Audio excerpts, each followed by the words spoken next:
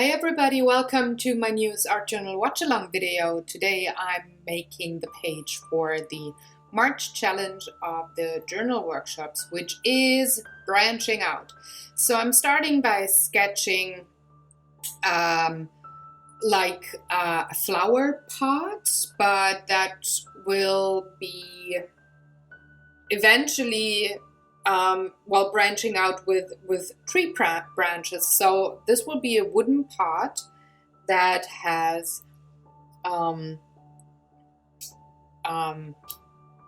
are they called? Branches. It has branches coming out left and right, just a few of them, having a few of spring leaves on them in the end, which is for me it means that it's trying new things in artwork, it's trying new things in other departments in life. It's also it also means renewing for me, or giving something a second try. That's why the green spring leaves will be on the trees branches and on the twigs and whatnot. So that's pretty much what the first part of the painting will be about. Now, I don't trust myself enough to go in with a permanent marker right away to sketch in the branches and the pot and whatnot. That's why I actually start off with a pencil. But I'm going to go over the whole thing with permanent markers to have an outline before I go in with watercolors and actually coloring the first part of the page. If you feel comfortable enough, go with the markers first. I for sure am not. Or I don't trust myself enough to actually, have something first go. So I'm going in with a normal pencil first, things that I could erase and try again. But I have to say it worked way better than I expected it to work. So I could have actually gone in with permanent markers right away. So what I imagined the pot to look like and the tree branches to look like, it actually happened. So I could have gone in right away. So for the sake of this video not being longer than it has to be, I'm speeding up the sketching part here. I'm just giving it some roots to ground the pot, and then I'm sketching in all the tree branches that actually are like braided so that they make the flower pot. So it's not it's all trees there that are just in a weird shape of a flower pot in the end. I don't know if nature produces things like that, but maybe it does. Who knows? It could also be like a bird's nest. Like in that stage, it could look like a bird's nest that's in a high tree where twigs and sprigs around it actually start branching out. Just realized that looking back at it now. I didn't see anything like that while I did the page. So now that I do have the sketch done and I'm happy with what it looks like, I'm going in with permanent marker, like I said. And again, just for the sake of the video not being even longer, though it should be real time, I'm just speeding it up. But I'm just pretty much going all over the lines, and then I'm erasing the pencil marks underneath before I go back to real time and coloring the whole thing.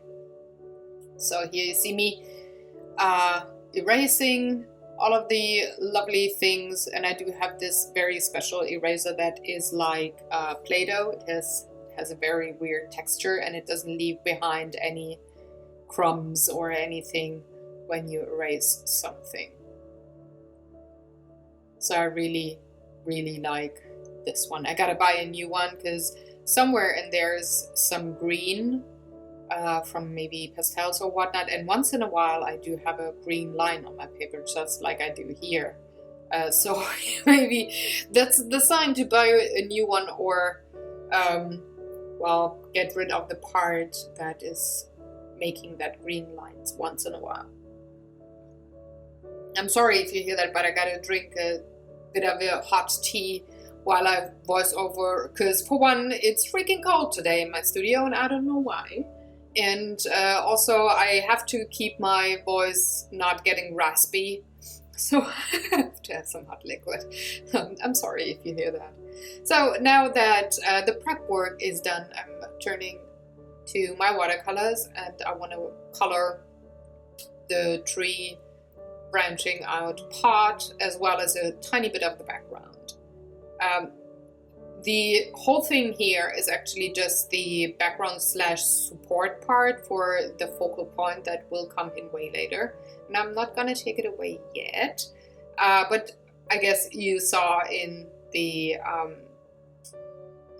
at the start of the video, you saw the photo of the painting. So yeah, there will be some flowers coming in later. So I'm watering the whole paper with not too much water, but I want the colors to flow a bit. And I'm staying with 2 colors only, which is, as you can see on the left lower part of the screen, there's my watercolors, and I'm using the light ochre and the sepia brown, oh, not sepia brown, the Van Dyke brown, which is in the right row where I'm just at. That's the light ochre, and the second from the top down, it's the dark Van Dyke brown. So these are the only colors that I'm going to use to color in that tree pot. It's not a tripod, it's a tree pot. I'm sorry for being so goofy, but today all the voiceovers, all the videos that I shot today are just the goofy ones. I guess that's just the mood I'm in today. So I'm starting with a lighter color here, which is said light ochre, and I'm going all over the whole thing. And I don't mind that the color is pretty much not within the black lines, especially at the branches and at the roots. It just, I'm not going in with the smallest pencil, with the smallest brush that I do have, and I don't mind. It just gives the drawing or the painting a bit of a loose feel. And well, I'm not aiming for the loose feel, but for whatever reason, it just feels natural to me, or it feels as if the style should be like that. Like the black marker lines were actually only enhancing the painting or the shape, and the color doing its thing, though it's not exactly nicely painted in the colors, in the lines. So I like the looseness, but still having kind of a definition and very visible shape there. So now I'm at that stage where everything is colored with the light brown, and now I'm going in with the dark ones. So with the dark one, I'm first of all giving the whole pot a shadow on the lower right hand side. So I want my lights to come from the left hand side. That's why I'm adding a whole shebang of dark brown to the right hand side. I will enhance way more and have shadows from top to bottom, especially in the pot as well. So what I think happens with these tree branches that make the pot, the higher they are in the pot, the wider they get. So it's pretty much a very, very rough triangle shape, though you can't really see it here because the branches just make a nice rounded pot. But I think the branches on top of the pot are way wider, like in diameter, the top is way wider than the bottom. So the branches on the lower part of the pot are actually partially in shade, and therefore have way more of that dark brown than the branches on top. It's just you gotta have the shadows somewhere, and that's just where I decided to put them. To have, well, not a realistic look, but to have some laws of physics just apply, like light and shadow, for example. I'm also adding a tiny bit of brown to the branches and more of them to the roots there, just to show that some of these parts are in shadow or are in a darker area than other parts of the branches and the roots. It's just physics. You know, I know that very many people struggle with where to apply shadow and where to apply light, but luckily I never had a big problem with that. It's just something that came to me quite easily. I do have other well, not problems, but some other things I really have to take care of, like really thinking about it once I want to do something like depth, for example. That's something that doesn't come to me naturally, but I really have to think about, okay, how does that actually work? So I switched to a way smaller brush, and that's a cat tongue brush, a very tiny one. I think it's a number 2 cat tongue. And I'm starting to add the shadows at the branches there, or at the, well, it's not actually a branch. That could be a part of the trunk of the tree. And I'm going in with that Van Dyke brown there, and depending on how much water I get, I get a harsher or a lighter shadow in the end. So I'm going in with some and coloring them all in the dark brown, but adding a lot of water, so it's a bit of a medium kind of value there. And then at some points I go in with a lot of color and hardly any water, which makes the color be very, very dark and representing that way the darkest shadows of the painting, in the painting, not of in. I somehow can't really talk today.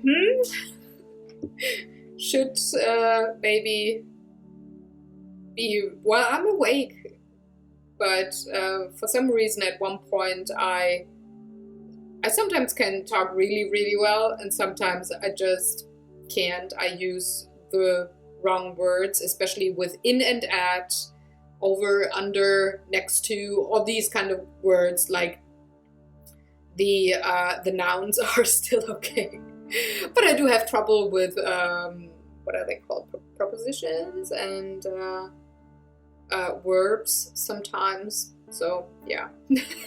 I'm very sorry if sometimes the wording just doesn't make sense in my videos, but yeah, I guess in combination with the paintings or with what you see on the screen, it actually is understandable. At least I hope so. If not, you gotta tell me in the comments below if this just doesn't make any sense at all. So I don't take offense. It's just that sometimes I might suspect people reacting to something or liking something or not really being fond of something, but I'm not really sure if what I think is actually correct or if it's just in my imagination, from my point of view. But then actually your comments would really help on if I'm correct or if it's just in my head. Whatever, right? So I just keep on shading the branches and the tree trunk. The tree pod. I really like that word. The tree pod.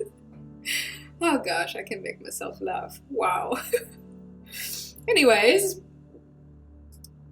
it takes quite a bit of time to work on that, just because I don't want to like shade everything roughly from one side, or maybe just shading the whole pot from top to bottom or from bottom to top. But I want to shade the individual parts of the tree here, like the branches. I want to make sure that it's visible, that some of them are not standing out as much, that they're in the shadowy parts, that this pot actually has dimension and depth, you know.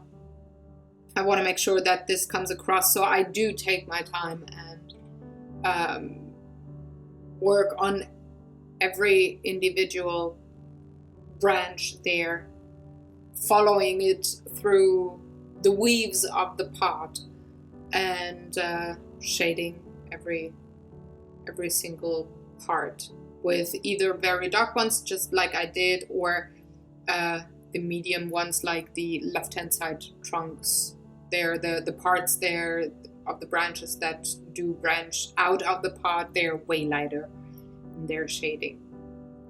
So when I really want something to be very dark, I go back to these parts or to these pieces of the pot once the first layer of the Van Dyke brown has, well, you can't really say dried because the paper is still very damp, but it has been sucked into the paper enough so that I know it's going to be very dark already, or is it medium only. So when I then want something to be really dark, I just add another layer like I did on the lower right hand side just now. And this is pretty much the whole technique or way that I do color in the tree pot.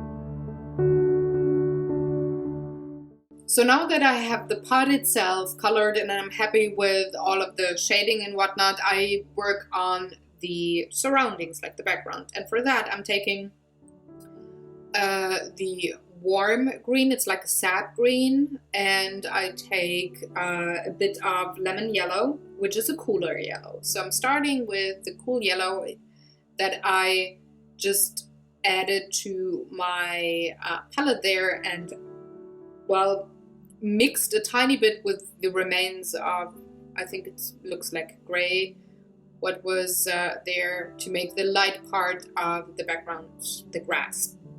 And then I'm going in with my brush into the sap green, not having the brush cleaned in between, and just going for the darker areas. And by mixing in a tiny bit of that lemon yellow there, I could actually achieve a bit of a medium value there, so that the transition from the light green to the dark green is a bit smoother. And like that, I do add the whole greenish area underneath, which is, to me, it's grass. So it's not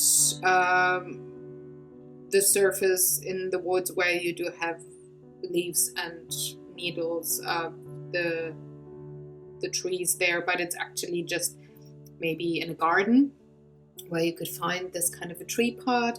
So it's really just very flat grass that I'm adding there with the greens. Underneath the pot itself, I'm adding a tiny bit of the brown as well to achieve that shaded look of grass. I have green and the dark brown underneath the pot, and in all the other areas I'm staying with lemon yellow and sap green. But because I do have a bit of that brown in my brush still, of course it will seep into the painting as well. So there's always a tiny bit of the Van Dyke brown also in the parts that I don't work on having it in, like on the horizon.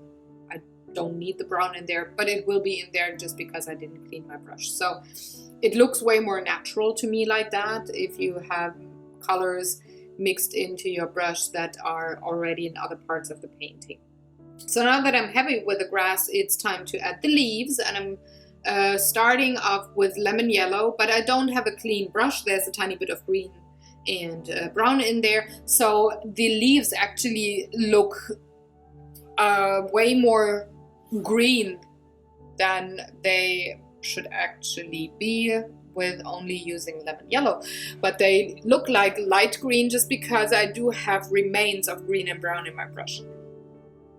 And this is something that I like a lot with watercolors, that you can actually mix colors just by not having your brush cleaned all the way or taking a new brush, you know.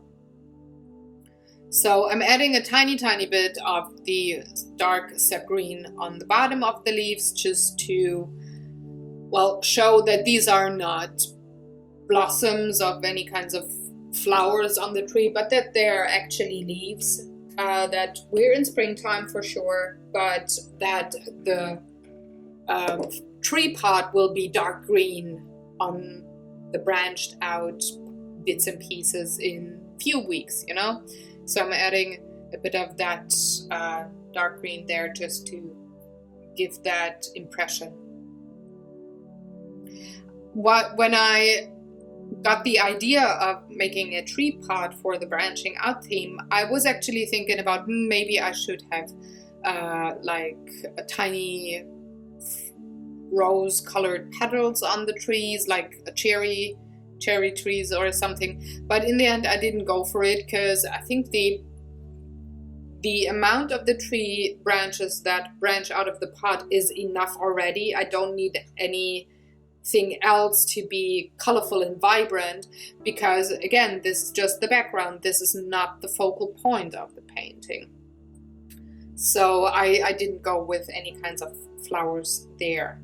I'm having a tiny bit of ultramarine blue there, watered down a lot, so that I could well, hint at the sky in the background. I'm not going to color the whole paper, but just the lower half of it. I'm going to add a tiny bit of blue there, just to hint at the horizon, hint at the sky in the background.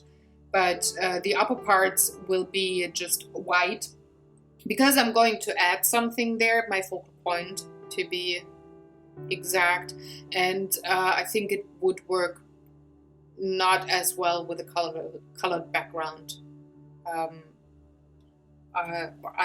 don't think that the focal point would stand out as much then.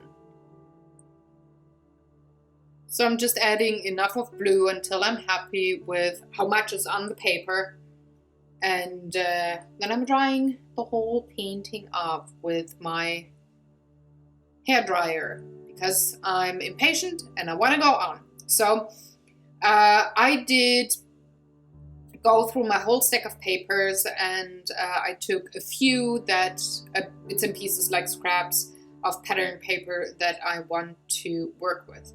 Now, lately I've been getting into origami quite a bit, or any kind of paper crafting, making 3D models, not working with paper on making, I don't know, a gift bag or whatnot, but like really just working with paper, especially origami, you know? So I want to hint at it, but I don't want to make a real origami flower in here, just because it would get flattened too much, or the book would be too bulky. So I'm just taking this light green paper here and folding it to make the leaves and the stems of a tulip, or any kind of spring flower, pretty much.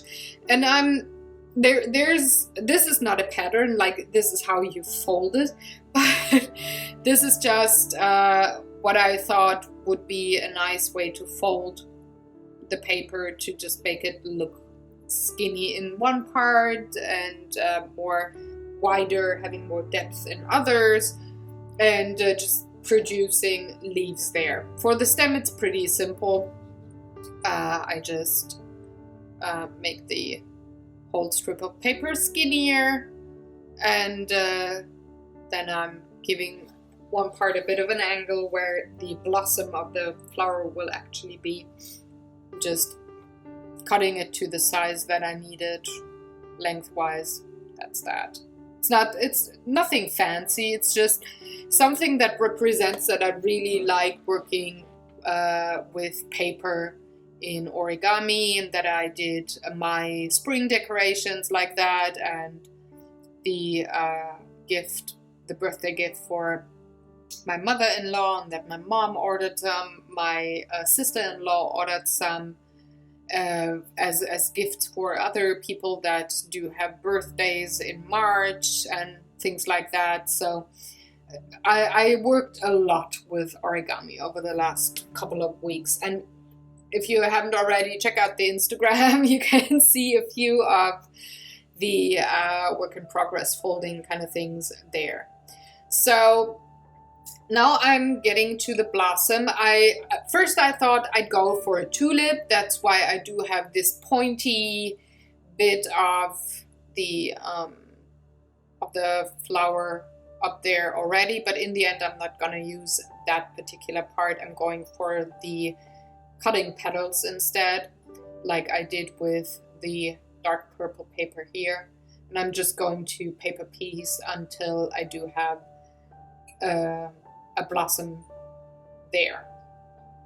I don't know if it actually is close to any kind of real spring flower, the one that I make here, if there's something out there that kind of looks like the one that I'm making.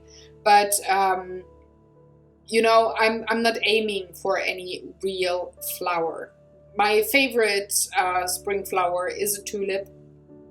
I really, really like them because they come in so many shapes, sizes, and colors. But I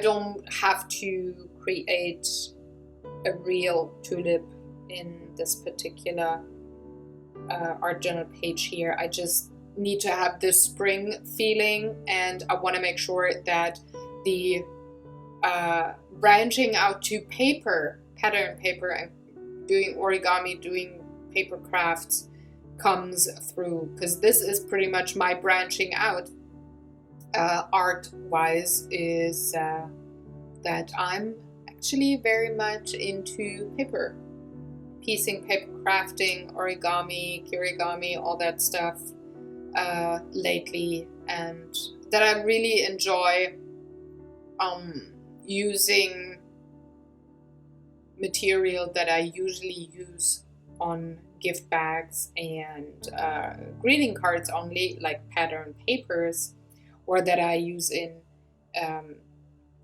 art journals just to make something interesting in the background, that I now use them solely to create a project, which I like a lot. And it's very, very nice when you want to listen to podcasts or watch a movie, you can do origami while you do that. I really like that, and I did that a lot over the last week's nights, like until 4 a.m. in the morning, folding lots and lots of flowers,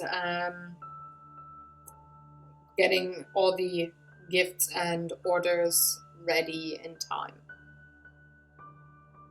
So now that I got most of my paper pieces cut for the flower petal, I try how it actually looks, what parts I want to cut, or what parts I might want to add, and then I'm just pretty much arranging the whole thing on the page before I glue everything down.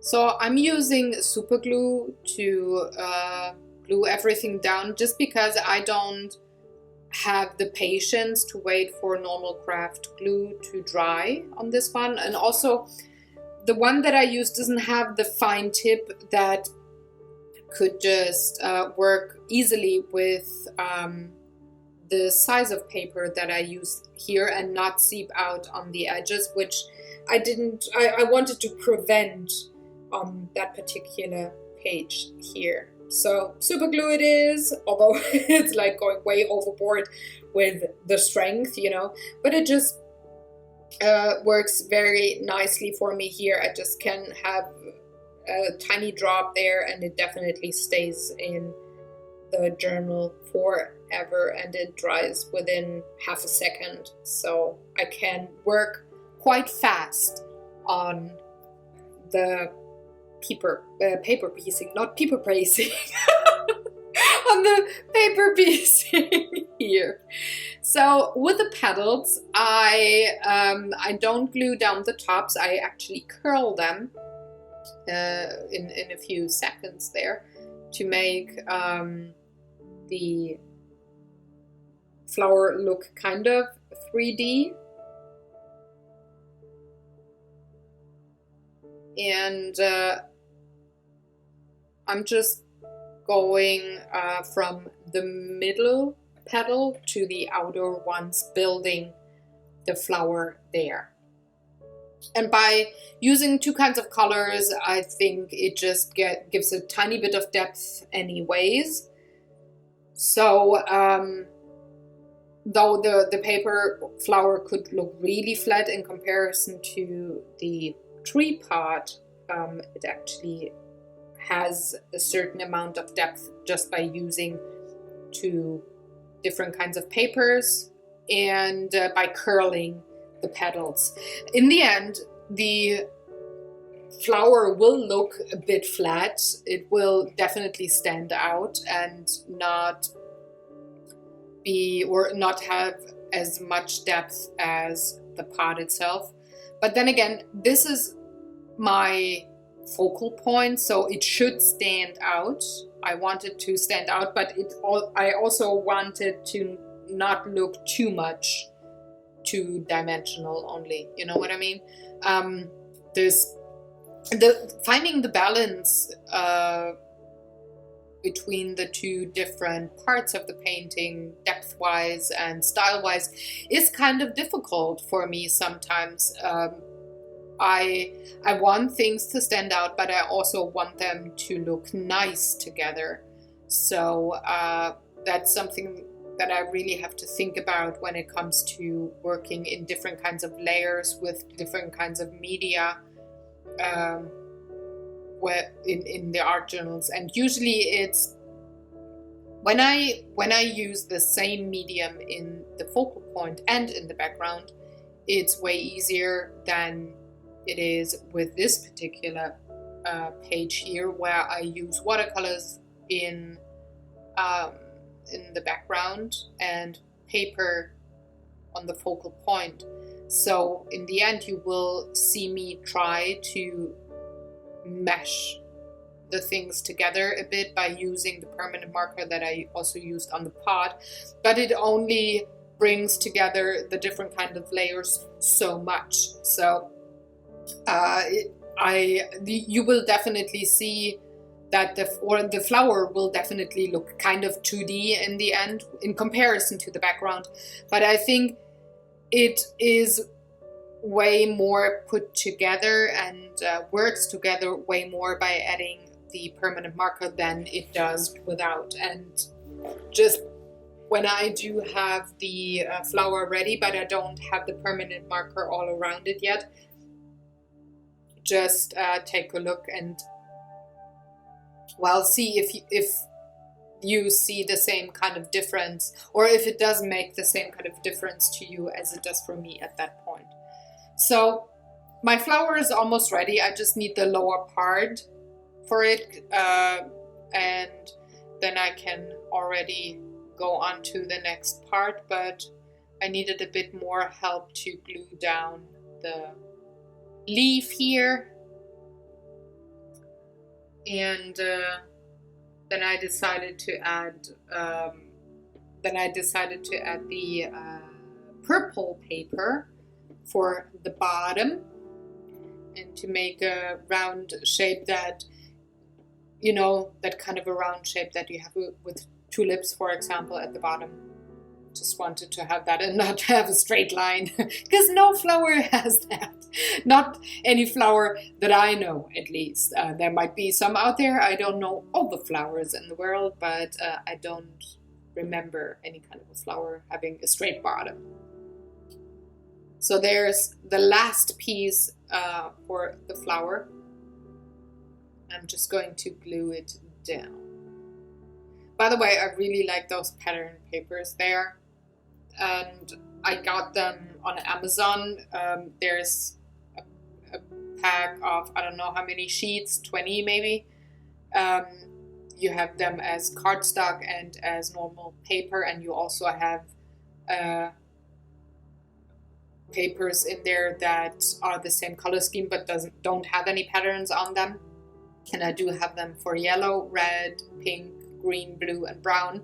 They're all the same patterns in there, just different kinds of colors. Every pad has a different color, and I really like them. I worked a lot with those for the flowers on my dinner table, and also for the gift for my mother-in-law. Worked a lot with those papers. So on the branch, I want a bird to sit there and look at the flower. And first I thought, maybe I make a real bird, real looking bird, but then I thought, well, no, let's go with the origami theme here and just draw an origami bird. So I didn't want to go with paper again, because the flower is the focal point. Yes, it's for origami. That's the branching out theme. This is what's new.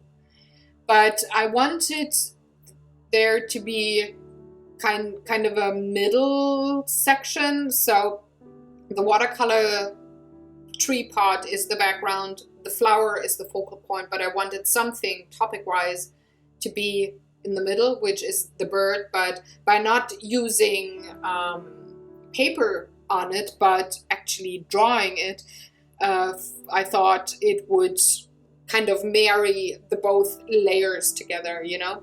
So I just did the same thing as I did with the tree pot, sketching it out with pencil first, because I don't trust myself to go in with a marker right away and then going all over the lines with a permanent marker before actually coloring it.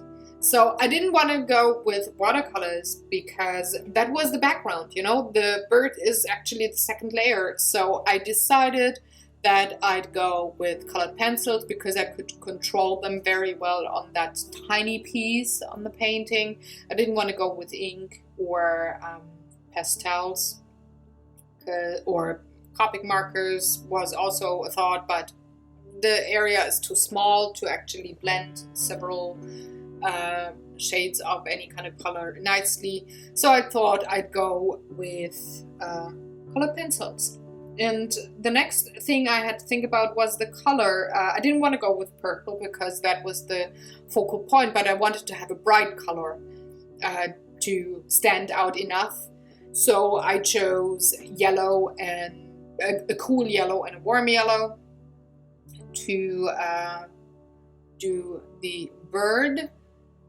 And I chose this olive, kind of a yellowish green there as well to do the dark shadow parts of the bird, and to also work with the same color on the tree pot in a few minutes, and adding a cooler brown as well with the colored pencils, just to again marry the layers together with the different kinds of media. Actually, I wouldn't have needed any more shadow or definition on the tree pot, but I'm staying in the same color spectrum, and it just adds a different kind of feel to the painting when you see it in real life. You can see the colored pencil strokes and you see the same strokes on the bird here, so it just feels more